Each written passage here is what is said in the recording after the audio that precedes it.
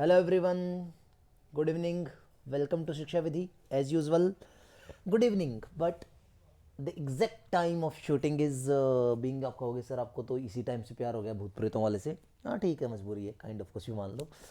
तो ठीक है, मज़ा आ रहा है मुझे, ठंड का टाइम है बिल्कुल। और 2:05 हुए हैं। अपलोड पे लगा दूंगा, टेंशन मत लेना, मिल जाएगी आपको सुबह तक वीडियो या शाम तक, जो भी टाइम होगा मैं अपलोड करके छोड़ दूंगा, ठीक है। तो फंडामेंटल राइट्स के ऊपर एक पार्ट आ चुका है, पूरा इंट्रोडक्टरी पोर्शन, पूरा इसका कैसे ये बनता है, कैसे बनता है, मैंने बना दिया है ऑलरेडी, ठीक है। लेकिन आपको देखना है अब आगे चल के कि जो फंडामेंटल राइट है हमारे, कुल मिलाकर आप जानते हैं भाई, आज 6 फंडामेंटल राइट आपके पास, पहले 7 होते थे। पहले कितने? 7। एक फंडामेंटल राइट बाद में रिमूव किया गया था, और ये फंडामेंटल राइट जो रिमूव हुआ, जो पहले होता था हमारे आर्टिकल 31 में। पूछेंगे ओबियसली, ये भी पूछेंगे ये क्या था अपना, बताओ सारे बच्चे, कमेंट कर दिया करो इस टाइप की बातें। राइट टू प्रॉपर्टी, या आम भाषा में कहूं तो क्या था ये, संपत्ति का अधिकार। तो पहले संपत्ति के अधिकार को हमारा मौलिक अधिकार या फंडामेंटल राइट माना जाता था आर्टिकल 31 में। अब ये कन्वर्ट हो गया आर्टिकल 300 के अंदर, ये बदल दिया है। और अब ये फंडामेंटल राइट ना होकर आपका लीगल राइट हो गया, कानून का अधिकार, विधि का अधिकार हो गया अभी आपका।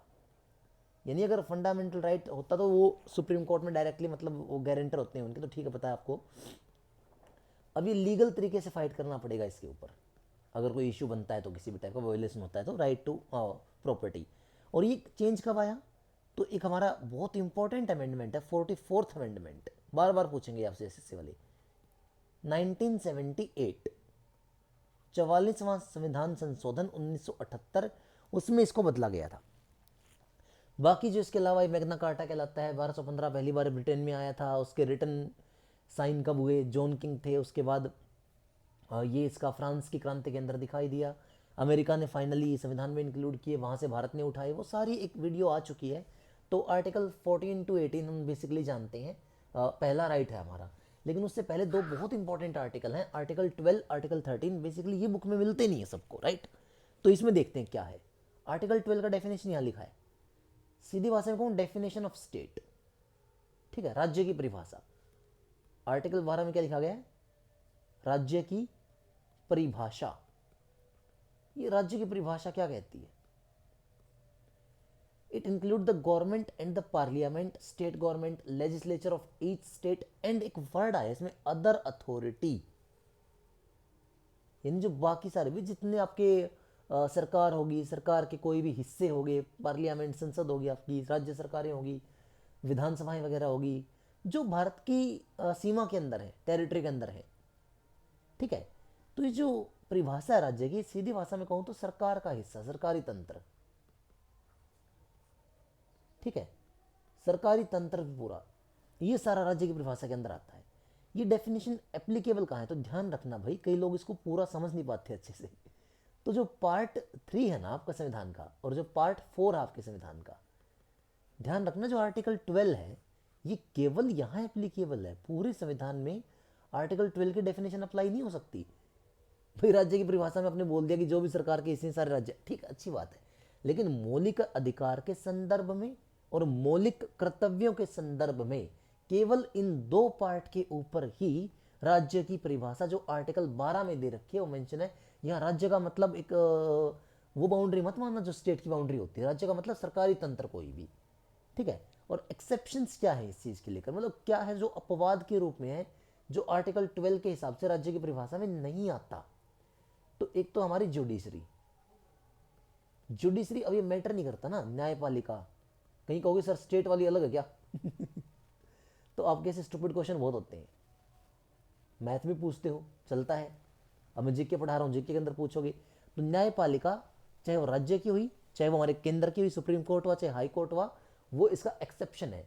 अदर दो एक्सेप्शन है, बीसीसीआई जो इंडिया का क्रिकेट बोर्ड है, और तीसरा एक्सेप्शन है एनसीईआरटी जो आपका एजुकेशन का पैटर्न है। 3 चीजें हैं, जुडिशरी, बीसीसीआई और एनसीईआरटी, ये स्टेट डेफिनेशन में इंक्लूडेड नहीं आर्टिकल 12 के हिसाब से, और आर्टिकल 12 की डेफिनेशन एप्लीकेबल है केवल संविधान के भाग 3 भाग 4 मौलिक कर्तव्य और मूल अधिकारों के रूप में। एक केस हुआ था Rajasthan state electricity board versus Mohanlal, और ये जो केस हुआ था ये 1967 का केस है।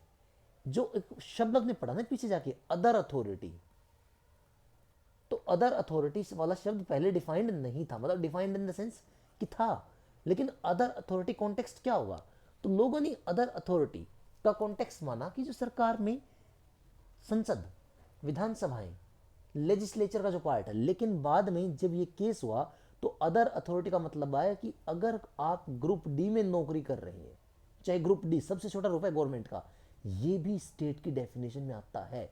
जितने सरकारी नौकर हैं किसी भी रूप में, बड़े से बड़े पोस्ट से लेकर छोटे से छोटे रूप में, जितने भी सरकारी नौकर हैं, अदर अथॉरिटी का ये मतलब था कि जो सरकार का तंत्र का हिस्सा बन चुके हैं, चाहे वो सबसे छोटा एम्प्लॉय क्यों ना हो गवर्नमेंट का, उसे सरकार या राज्य ही कहलाएगा।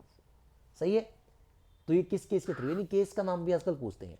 आर्टिकल 13 अनुच्छेद 13, ये परिभाषा बड़ी अजीब है। अनुच्छेद 13 को जब डेफिनेशन में जाओगे तो वो आपको थोड़ा स्ट्रेंज लगेगा। मैं उसको बहुत सिंपल भाषा में डिफाइन करके देता हूं।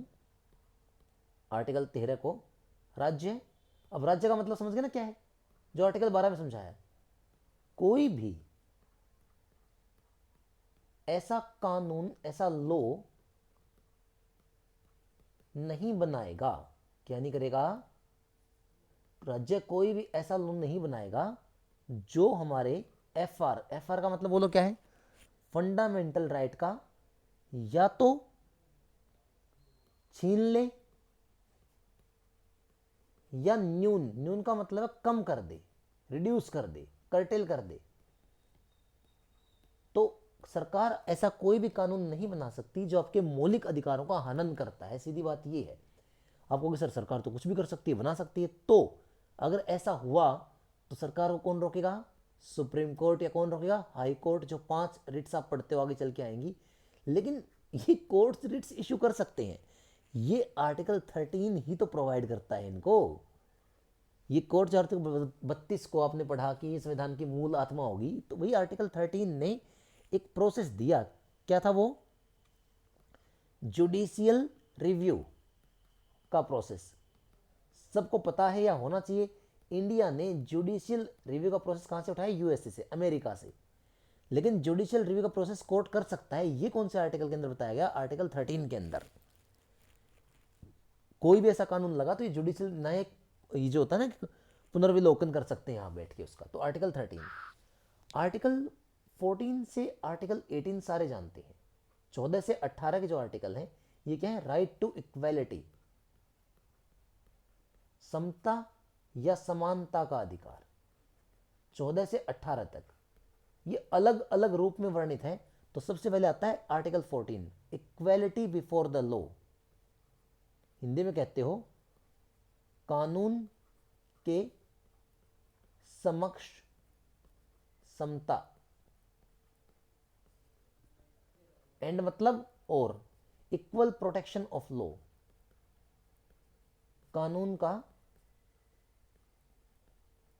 समान संरक्षण, ये इसका मतलब हुआ आर्टिकल 14 का। तो जो कानून के समान समता, देखो ये मैं डीप पढ़ाता हूँ, पता है यार, मैथ की बात नहीं, मैं कुछ भी पढ़ाऊंगा बहुत अच्छा ही पढ़ाऊंगा, आप जानते हो। अच्छा इन द सेंस मतलब पढ़ाना बोरिंग लग सकता है, मैं उसकी बात नहीं कर रहा हूँ। द पॉइंट इसकी फैक्ट जितने डिटेल में चाहिए वो बात है। तो ये ब्रिटेन से उठाया गया, ये बात याद रखना। और इक्वल प्रोटेक्शन ऑफ लॉ ये यूएसए से। तो आर्टिकल 14 हमारा खुद का नहीं है, बोरोड है इसकी पूरी लैंग्वेज, 2 कंट्रीज से बोरोड है, यूएसए से और ब्रिटेन से। कानून के समान समता ब्रिटेन से लिया गया, कानून का समान संरक्षण यूएसए से लिया गया। ये पूछेंगे एसएससी वाले, बट आपको ये मतलब थोड़ा ध्यान रखता है कि कई बार पता ही नहीं होता, हम तो खाली 100 पढ़ लेते हैं। आर्टिकल 14 का एक्सेप्शन क्या है भाई, गवर्नर्स जो स्टेट के राज्यपाल हैं और हमारे प्रेसिडेंट जो हमारे राष्ट्रपति हैं। यानी कि अगर प्रेसिडेंट पे कोई केस चलाना है, गवर्नर पे कोई केस चलाना है, आप जानते हैं ऑन ड्यूटी इनके ऊपर कोई केस नहीं चल सकता किसी प्रकार का भी। ठीक है, ये किस आर्टिकल के अंदर मेंशन है, आर्टिकल 361, ये इनको प्रोटेक्शन मिली हुई है, ये एक्सेप्शन है इसका आर्टिकल 14 का। भाई नॉर्मली ठीक है, कानून के समान सारे एक समान है, लेकिन भारत के राज्यपाल और भारत के राष्ट्रपति को इस तरीके से कानून में नहीं घसीटा जा सकता, जेल वगैरह नहीं डाल सकते आप उन्हें उठाकर, ये उनको प्रोटेक्शन मिली हुई है। बाद में भी अगर कोई केस दर्ज होता है 2 महीने पहले इनको इन्फॉर्मेशन देनी पड़ती है उस कंडीशन की। आर्टिकल 14 क्या है? No discrimination on the basis of birth, sex और रिलीजन, मतलब जन्म, लिंग, स्थान, धर्म, इनके आधार पर कोई भेदभाव नहीं होगा, भेदभाव नहीं होगा। यह आर्टिकल 15 के अंदर मेंशन्ड है। तो इसी में एक चीज आती है छोटी सी ना, ये भेदभाव कहाँ नहीं हो सकता? तो कुछ इंस्टीट्यूशंस या कुछ चीजें ऐसी हैं, इंस्टीट्यूशन मतलब संस्थाएं, जो कंप्लीटली पूर्ण रूप से 100 के 100% सरकार द्वारा चलाई जाती हैं। और सरकार का मतलब यहां क्या बोला जाएगा? राज्य। तो राज्य निधि से पोषित है। मैं हिंदी मीडियम पढ़ा रहा हूं बड़े प्यार से, इंग्लिश के अंदर बोल रहा हूं इस चीज को। यानी जो सरकार जिनको पैसा दे रही है, सरकार जो इंस्टीट्यूशन चला रही है 100% अपने, उन जगहों पर इस प्रकार का कोई डिस्क्रिमिनेशन नहीं किया जाएगा। हाँ, कोई प्राइवेट इंस्टीट्यूशन है, आपकी प्राइवेट प्रॉपर्टी है, वहां आपको कोई फोर्स या कंपेल इस तरीके से नहीं कर सकता। यानी कि प्राइवेट कॉलेज है, उसको कब किसको कितने रुपए में एडमिशन देना है वो अपनी उनकी इच्छा है। लेकिन गवर्नमेंट कॉलेज के अंदर आप ये चीज़ फॉलो नहीं करवा पाओगे, वहां कोई भेदभाव इस प्रकार का नहीं होगा। और इसी चीज़ को लेकर जो एजुकेशन इंस्टीट्यूशन है, ध्यान रखना रिजर्वेशन 2 तरीके से है। एक जॉब के अंदर है, वो आगे चल के आएगा। एक जो एजुकेशन, जैसे IIT हो गया, IIM हो गया, आप देखते हो तो यहाँ भी OBC कोटा की सीट रिजर्व होती है। तो एजुकेशनल इंस्टीट्यूशन, शैक्षणिक संस्थान जो हमारे हैं, उनके अंदर जो रिजर्वेशन का प्रोसेस है, आरक्षण, तो सेक्शन में जॉब नहीं मिलेगी, ध्यान रखना। ये क्या है? एडमिशन के लिए। तो रिजर्वेशन 27% दिया जाता है OBC को। और ये जो 27% रिजर्वेशन एजुकेशनल इंस्टीट्यूशन में आया था बेटा, ये किसके थ्रू आया था? 93rd अमेंडमेंट, 93वां संविधान संशोधन 2005, ये किया गया। फिर फाइनली 2006 में एक एक्ट बना के इसको लागू किया गया था। तो उसके थ्रू जो IIM है हमारा MBA के लिए, जो IIT है BTech के लिए, यहां पर भी रिजर्वेशन ऑफ सीट्स अलोकेट करवाया गया था इस तरीके से। तो आर्टिकल 15 में ये सारा मेंशन्ड है। आर्टिकल 16 में बड़े आम भाषा में लिखा इक्वल अपॉर्चुनिटी, समान अवसर। आप पूछोगे सर किस चीज में? तो ये होते हैं लोक नियोजन। लोक नियोजन को अगर मैं सामान्य भाषा के अंदर बताऊं तो आप कहते हो गवर्नमेंट जॉब, सरकारी नौकरी। तो आप कहोगे सर सरकारी नौकरी में तो बिल्कुल नहीं है, सरकारी नौकरी में तो रिजर्वेशन है। तो जो सरकारी नौकरी के अंदर रिजर्वेशन का प्रोविजन है वो आर्टिकल 16 के अंडर ही है। आर्टिकल 16(3) और आर्टिकल 16(4). देखिए वैसे से डीप में पूछने लगी आजकल, वो ध्यान रखना पड़ेगा। तो आर्टिकल 16(3) कहता है कि कोई भी स्टेट है, जैसे मैं हरियाणा समझाऊंगा, वो एक स्टेट हमारा हो गया हरियाणा। हरियाणा में कोई गवर्नमेंट जॉब निकली और हरियाणा गवर्नमेंट चाहती है कि हम बाहर वालों को नहीं, हमारे लोकल बंदों को लगाऊं, तो वो डोमिसाइल बनवा के, एक कि आप हरियाणा के मूल निवासी हैं या नहीं, उस डोमिसाइल के थ्रू ये कह सकते हैं कि बाहर वालों का मात्र 15% कोटा है भाई, हम 85% जो सीट रखेंगे वो स्टेट ऑफ हरियाणा के लिए रखेंगे हमारी अपनी, ठीक है ना। तो कोई भी स्टेट अपने डोमिसाइल के हिसाब से, अपने निवास स्थान के हिसाब से रिजर्वेशन रख सकता है। तो आर्टिकल 16(3) में है ये प्रोविजन मेंशन, सरकार ने खुद दिया हुआ है। और आर्टिकल 16(4) ये कहता है कि जो सामाजिक, सुनना मेरी बात को आराम से, सामाजिक और आर्थिक रूप से पिछड़े हुए हैं, उनको भी लोक नियोजन यानी गवर्नमेंट जॉब के अंदर रिजर्वेशन दिया जाएगा। तो जो आप OBC SC ST जो पढ़ते हो ना, वो आर्टिकल 16(4) का पार्ट है। तो ऊपर तो लिख दिया समानता देंगे, लेकिन नीचे रिजर्वेशन के 2 प्रोसेस दिखाए गए हैं। 16(3) में क्या दिखाया गया है कि स्टेट अपनी लोकेलिटी के हिसाब से, 16(4) में क्या बोलेगा? Socio and economic criteria. लेकिन इसमें एक बात और ध्यान रखनी है, एक केस हुआ था, ये केस भी ध्यान रखना। ये केस क्या था? प्रदीप कुमार, बड़ा फेमस केस था, वर्सेज इंस्टीट्यूट, शैक्षणिक संस्थान था ये भी, institute of chemical biology. Case का नाम याद रखना बड़ी जरूरी है। केसेस मैं आजकल देख रहा हूँ कि बहुत ज़्यादा आ रहे हैं एसएससी के अंदर, और बच्चों को पता ही नहीं केस कहाँ से उठाए जा रहे हैं। ठीक है, तो केस क्या था, Pradeep Kumar versus institute of state ये केमिकल बायोलॉजी। इस केस में फैसला दिया था कि जो रिजर्वेशन है वो जाति के आधार पर भी होगा, मतलब सिर्फ और सिर्फ सोशियो और इकोनॉमिक क्राइटेरिया नहीं, बल्कि जातिगत रूप से भी अगर आप पिछड़े वर्ग के हैं तो भी आपको ये रिजर्वेशन दिया जाएगा। आर्टिकल 17, एंड ऑफ अनटचेबिलिटी, अस्पृश्यता का अंत। यार गला बैठ जाता है मेरा शाम तक ना बोलते बोलते, अब चिल्लाता हूँ तो फिर जो आसपास रहते हैं पीजी के अंदर वो सोचते हैं रात में भी सोने देता, बड़ा पागल इंसान है। तुम्हारे चक्कर में पता नहीं क्या क्या सुन रहा हूँ। और तुम लोगों को अगर ये कहूँ कि स्टेटस के थ्रू वीडियो शेयर कर लेना, वो भी नहीं बन पाता तुमसे, है ना। उसमें लगता है कि पता नहीं हमारा क्या लॉस हो जाएगा। असपरसता का अंत। मैं मैथ की फैकल्टी हो गई, जीके करवा रहा हूँ तुम्हें, देखो कैसे दिन आ गए मेरे। सोच रहा हूँ तुम्हारा पेपर, तुम्हारे जो हाल हो रहे हैं, जो टीचर्स ने तुम्हें करवाया है, कुछ भी लगा लो यार।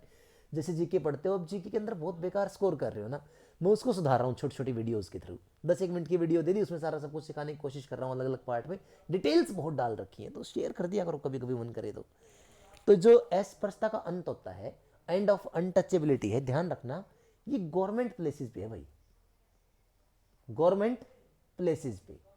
कहने का मतलब क्या हुआ, आपके गांव में एक कुआं है,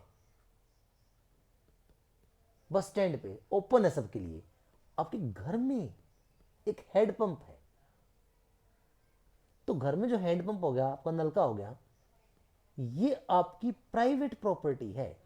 अगर किसी व्यक्ति को आप चाहते हो कि नहीं आने दूंगा, तो कोई आपके ऊपर केस नहीं कर सकता ये कह के कि मेरी जाति के हिसाब से, धर्म के हिसाब से मुझे रोका गया। लेकिन अगर गवर्नमेंट प्लेस पे किसी ने कहा कि मैं ऊंची जाति का हूं, मैं हाथ में लगाने दूंगा, तो उसके ऊपर केस हो जाएगा, क्योंकि वो अनटचेबिलिटी यानी आपने स्पर्श नहीं करने दिया उसको, उसके अकॉर्डिंग का। तो ये गवर्नमेंट प्लेसेस या पब्लिक स्थान जितने होते हैं हमारे, उनके ऊपर होता है। तो फिर क्या किया इसको लेकर गवर्नमेंट ने, देखा कि भाई सिर्फ आर्टिकल के अंदर लिखने से बात चली नहीं, तो 1955 में गवर्नमेंट ने एक अधिनियम बनाया, छुआछूत, क्या अधिनियम था, छुआछूत अपराध अधिनियम, छुआछूत अपराध अधिनियम 1955। इसके हिसाब से 500 रुपए का जुर्माना या फिर 6 महीने की जेल, अगर ये असपरसता वाला केस किया गया तो इस प्रकार का। और फाइनली ये भी ध्यान रखना, 1976 में इसका नाम बदल दिया था।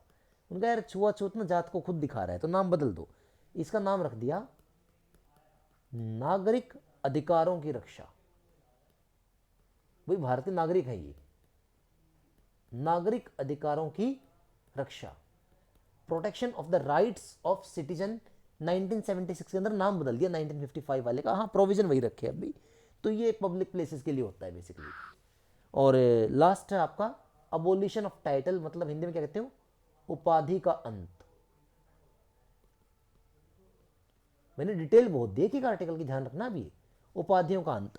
तो जैसे भारत रत्न है, किसी को मिल गया तो ये अवार्ड के तौर पे लिया जाता है, कोई ये नहीं कह सकता अपने टाइटल के आगे सचिन तेंदुलकर भारत रत्न, ऐसा नहीं बोलेंगे, वो अलाउड नहीं है।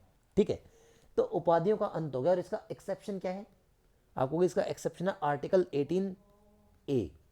आर्टिकल 18A में जो सेना के टाइटल है इंडियन आर्मी के, चाहे वो भाई आर्मी बोल दिया मैंने आवाम भाषा में, CAPF होगी हमारी, चाहे वो अपनी एयरफोर्स होगी, नेवी होगी, तो उनको टाइटल्स अलाउड है। जो उसके अंदर मेजर्स वगैरह जो अपने बनेंगे ना, ये परमवीर चक्र, ये अलाउड है, परमवीर चक्रधारी ये कह सकते हैं। तो सेना के अंदर टाइटल्स अलाउड होते हैं, इस टाइप से वो लोग यूज़ करते हैं उस टाइटल को। तो आर्टिकल 18(1) इसका एक्सेप्शन है। और आर्टिकल 18(2) में ये बोला गया है कि जो हमारे लोकल सिटीजन है, जो हमारे देश के आम नागरिक हैं, वो विदेशों से भी टाइटल नहीं ले सकते। विदेशी टाइटल भी अब भारत के अंदर से किसी विदेशी ने लगा कि हाँ ठीक है यार इसने बड़ा अच्छा काम किया है, जैसे गांधी जी बड़े फेमस हैं, सुभाष चंद्र बोस तो फिर कहना ही क्या है वर्ल्ड लेवल पे, तो कोई उनको ऐसा सच एक टाइटल देके प्रेजेंट करना चाहिए, कोई लिविंग कैंडिडेट है तो वो विदेश टाइटल भी नहीं ले सकता, भारत के अंदर यूज़ नहीं कर सकता उस चीज़ को, ऐसा सच एक टाइटल के तौर पर खुद के नाम के आगे लगाकर उस चीज़ को अवार्ड ले सकता है, लेकिन टाइटल के तौर पे उसको सजा नहीं सकता, यूज़ नहीं कर सकता नाम के आगे चल के, राइट। तो आर्टिकल 14 to 18 मैंने पूरे डिटेल में समझा दिए हैं। अब मैं विदाई लेता हूँ भाई, थोड़ी देर सो लूँ, सुबह और काम भी है। और till then all the best to all of you, good night, thanks for watching.